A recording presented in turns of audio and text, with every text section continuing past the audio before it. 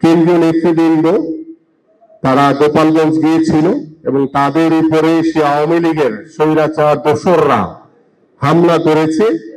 আমরা এর তীব্র নিন্দা জানাই এবং আমরা রাজনৈতিকভাবে শিষ্টাচার মেইনটেইন করে চলতে চাই। আমরা কেউ কারো শত্রু না।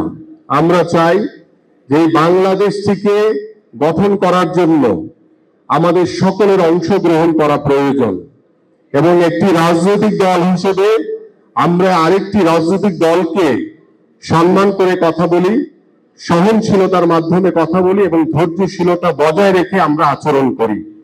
কিন্তু বাংলাদেশে বিএনপি ছাড়া এই জিনিসটা কেউ মেনটেন করে না। কিন্তু আমাদের কিছু ইসলামিক দল রয়েছে যাদের কথা বলতে বলতে দাঁত পড়ে যায়, তারপরে তারা শুধরায় না।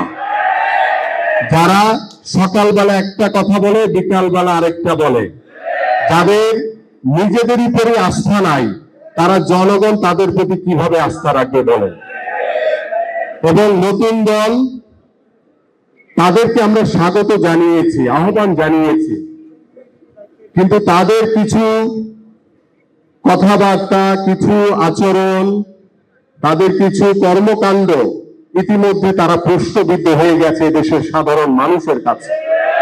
কিন্তু এত কিছুর পরেও আমরা কিন্তু শিষ্টাচার বজায় রেখে, রাজনৈতিক ব্যক্তিত্বদের প্রতি সম্মান রেখে, সরকারের প্রতি সম্মান রেখে কিন্তু আমরা কথা বলি। আমাদের মাননীয় ভারপ্রাপ্ত চেয়ারম্যান জনাব তারেক রহমান সবসময় এই বিষয়টি আমাদেরকে শিখিয়েছেন এবং আমাদেরকে নির্দেশনা দিয়েছেন। আমরা কখনোই কাউকে যাতে অসম্মান করে কথা না বলি, আমরা যাতে সম্মান বজায় রেখে কথা বলি।